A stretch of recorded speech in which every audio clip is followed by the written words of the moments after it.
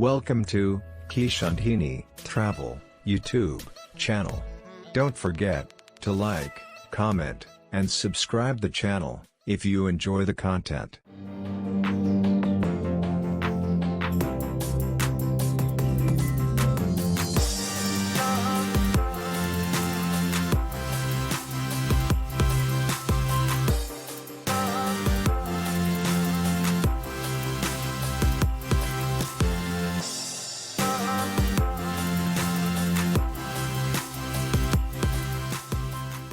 So, today, we are going to talk about the indigenous people of Malaysia.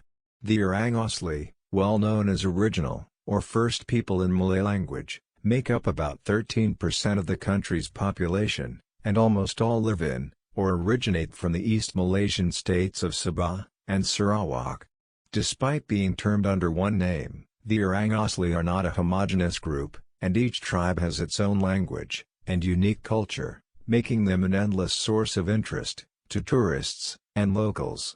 The Orang Asli can be divided into three groups: the Semang, or Negrito, the Sinoy, and the Proto-Malay. This division is mostly sociological, as the groups differ linguistically, but possess similar cultural characteristics.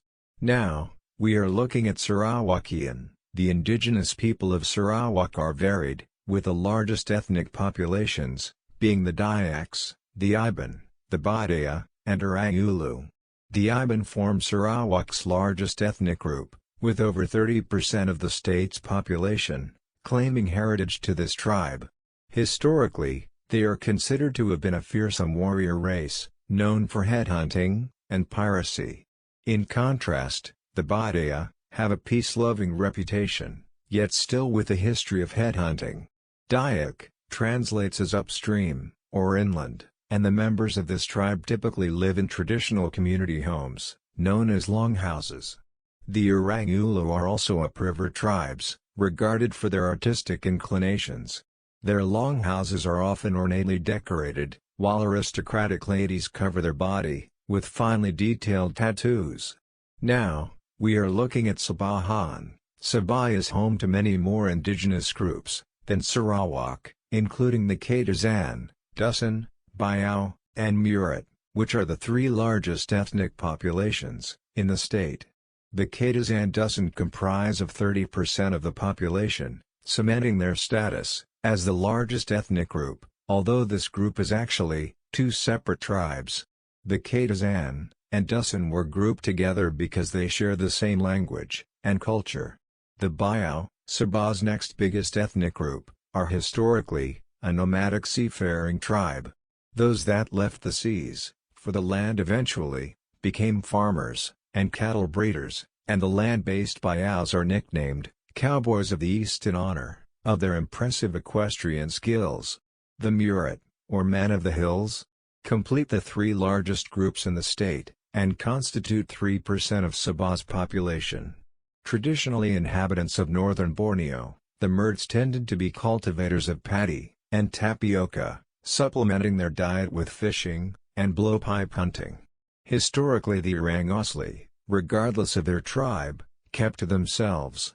The exceptions were the tribes living in remote forest areas, who engaged in trade with the Malays to exchange jungle produce for salt, knives, and metal axe heads, as well as blowpipes and blowpipe bamboo. However, once the presence of these Aboriginal people became common knowledge, the Orang Asli became the target of Christian missionaries and anthropological research.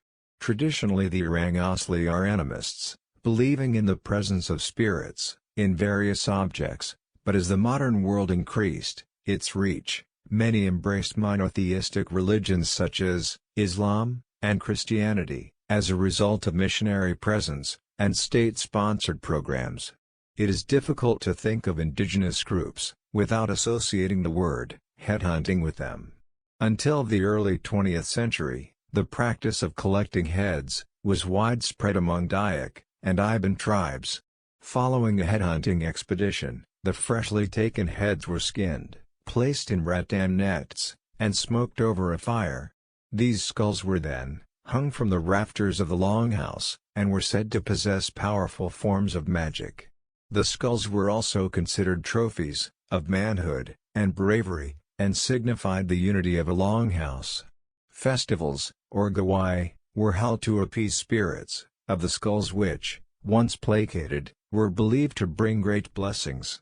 A common practice, amongst many indigenous groups in Borneo, is the painting of tribal tattoos, although the specific designs and cultural associations vary from group to group. On men, these tattoos are seen as a symbol of bravery, while women see them as a beauty enhancer. The tattooing process is a rather intricate one, with designs carved on a block of wood that is smeared with ink and then printed onto the body. Once a design is in place, the skin is punctured with needles dipped in ink that made from sugar, water, and soot. Women often have the most impressive tattoos, and it is not uncommon to see the headman's daughter with her arms, hands and legs completely covered in fine tattoos. Thankfully, an interest in the traditions and cultures of the Orang Asli, and a celebration of their heritage, keeps their place in the country secure today, and East Malaysia is clearly especially proud of its diversity. Both Sabah and Sarawak use their indigenous tribes and the associated practices as a valuable promotional tool, which serves the dual purpose of attracting tourists and supporting the ethnic tribes to ensure their cultures are not forgotten. If you enjoy this video, please hit the like button, subscribe for more informative content, and thanks for watching. I'll see you in the next one.